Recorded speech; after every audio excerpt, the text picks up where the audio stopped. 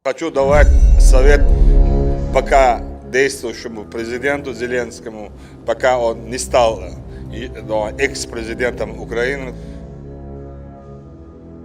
Di hari keempat penyerangan Rusia ke Ukraina ada banyak hal yang harus diatur ulang. Di atas kertas dalam 48 jam jalan lurus maka kendaraan bisa sampai Kiev, pusat pemerintahan Ukraina, dari berbagai penjuru kalau tentara Rusia dengan serangan kilat atau blitzkrieg ala Nazi dilakukan. Namun sampai saat ini sudah hampir 2 minggu Kiev belum juga jatuh, bahkan sulit bisa didekati oleh tentara Rusia. 60 km antrian panjang mesin perang artileri milik Rusia nyangkut, stuck, tidak bisa maju. Maka kembali ke hari keempat, ternyata banyak warga sipil yang terjebak di antara perang karena Ukraina menerapkan perang kota, salah satunya menggunakan sniper, main petak umpet.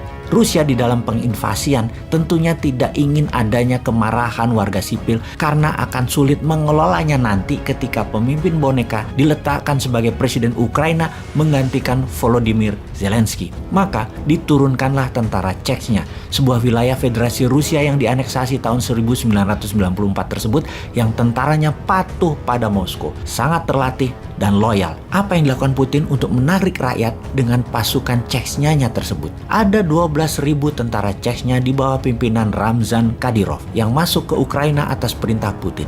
Apa perintahnya? Melindungi warga sipil Ukraina yang terjepit di antara tembak-menembak tentara Ukraina dan tentara Rusia. Tentara Chechnya ini membantu pengungsi dan rakyat pindah ke tempat yang lebih aman. Dan benar, ketika evakuasi dilakukan, kedua belah pihak tidak menembaki tentara Chechnya karena melindungi rakyat Ukraina di pengungsian ke tempat yang aman. Sebuah strategi pintar dari Putin. Masuknya pasukan muslim Chechnya ini semacam peacekeeping-nya Rusia. Tentara ini elit, killing mesin dalam perang seperti tentara Gurkhanya Inggris asal Nepal. Kelebihan pasukan Chechnya, mereka bisa main dua kaki seperti seorang samurai. Seorang samurai bisa menyabet katananya dan membunuh lawannya tanpa belas kasih. Namun, seorang samurai ketika katananya berada di dalam sarung, samurai adalah orang yang santun, diam, penuh rasa seni, dengan ritual minum teh misalnya yang sangat penuh tata krama. Itu adalah perbedaannya antara seorang samurai yang pedangnya di dalam dan pedangnya dicabut. Pasukan Chechnya mirip. Ketika senjata tidak di genggaman mereka, hanya nyandar di pundak, maka sebagai pelayan rakyat mereka sangat santun, ramah, dan melayani. Selain melayani rakyat Ukraina, posisi mereka menjaga gedung-gedung amunisi Ukraina yang dikuasai Rusia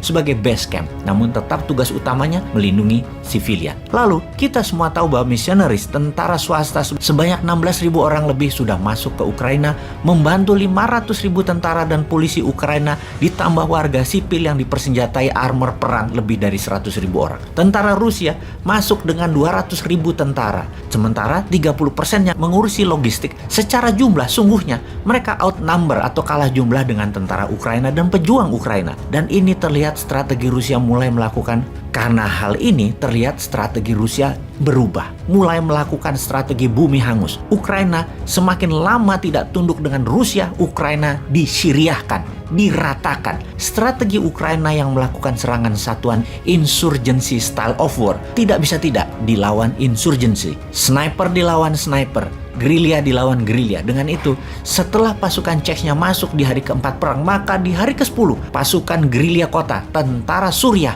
masuk. Tentara Suriah berhasil meredam tentara ISIS buatan Israel, Amerika, dan Inggris itu dengan strategi perang kota. Maka tentara Suriah tugas utamanya adalah melawan missionaries dan serangan insurgensi pejuang Ukraina tersebut. Menarik memang membahas perang Ukraina ini. Strategi Putin menggunakan pasukan Chechnya terbukti efektif mengambil hati masyarakat Ukraina. Dan strategi perang gerilya kota, sniper lawan sniper, disiapkan pasukan Suriah yang juga kategorinya adalah pasukan bayaran missionaries. Siapapun pemenangnya di perang Ukraina ini saat ini belum bisa terlihat. Yang pasti perang ini akan panjang. Yang pasti kalau panjang, sanksi ekonomi terhadap Rusia akan berdampak. Sebagaimana kita ketahui, dunia sudah kecanduan fosil oil atau minyak bumi. 3 besar produsen dan pemilik cadangan minyak bumi terbesar adalah Amerika, Rusia, dan Arab Saudi. 60% Eropa Barat bergantung pada Rusia. Dan ketika Rusia mengurangi produksi untuk menyuplai Eropa Barat, siap-siap chaos dunia Barat. Perang dunia ketiga kah akhirnya?